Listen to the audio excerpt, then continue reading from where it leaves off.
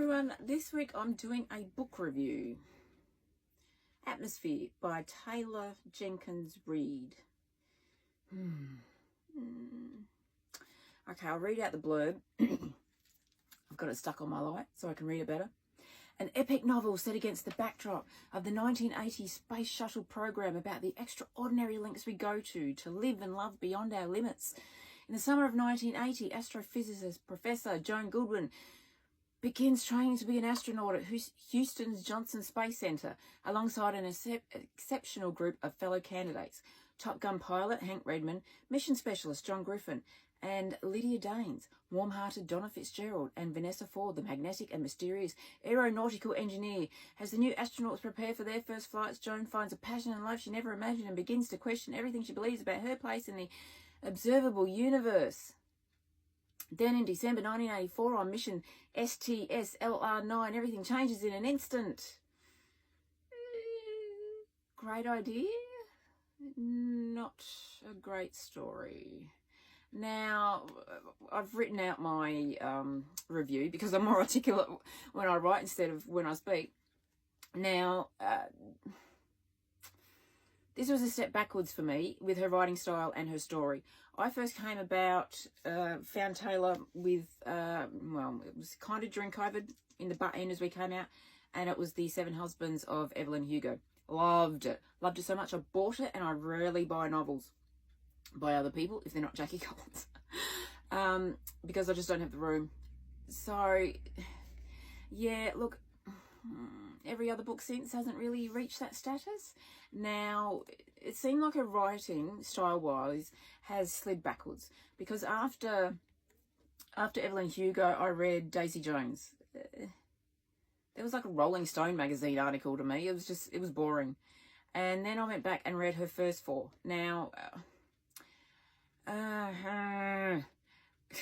Forever Interrupted, Maybe in Another Life, and One True Loves all had the same writing style, and it was actually better than After I Do. After I Do was supposedly the second book published, but it was so badly written, and it was an incredibly boring story. I really wonder whether, that may have been her first, but it was the second published that I, could find at the time. They did improve. Her writing improved, and obviously with Evelyn Hugo it did. Daisy Jones, And then I read Malibu Rising. I think that was actually her best written book, and thankfully the publishers finally did chapter titles that made you understand what the timeline was, unlike all of the others where everything kept jumping and you couldn't really keep up, which was another thing that pissed me off. And then I read Carrie Soto. But the end of Malibu Rising, that was the other half of my review.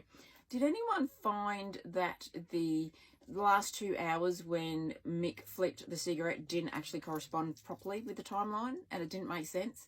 Because if fires take off that fast, he flicked that cigarette like an hour before they even left. The house would have been on fire. So the timeline didn't make sense to me.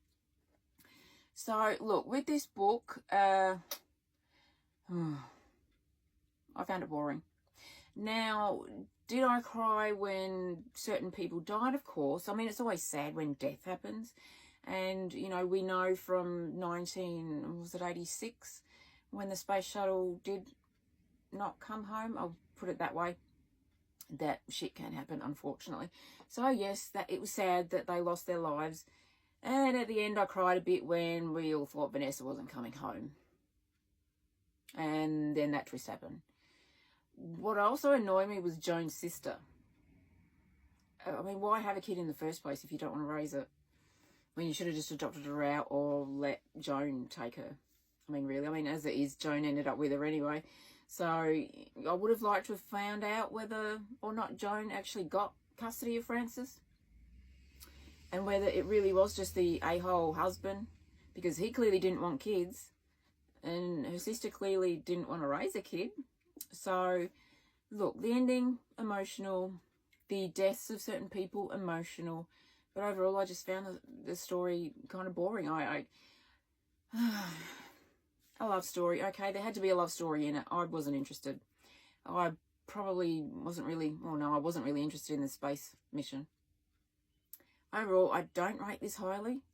I think I'll give it a 7 out of 10. Actually, I might just give it a 6 out of 10. I didn't really like it, and I think her writing has gone backward.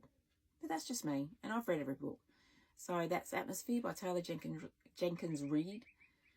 I didn't even watch the Daisy Jones series. I didn't like the story. Why would I watch the series? But that's Atmosphere, my book review on Taylor Jenkins Reid. Not much of a book review, was it? Look, I didn't like it. I didn't rate it well. 6 out of 10.